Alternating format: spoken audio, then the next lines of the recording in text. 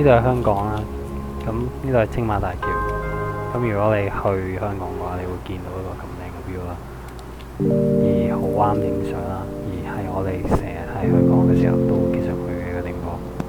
而呢度都會令我好掛住香港啦，因為佢個海好靚，佢個海灘都好靚，而好多人拍拖都會嚟呢度嘅。咁香港就係一個咁吸引人嘅地方。以前我讀書嘅時候都係會經常去。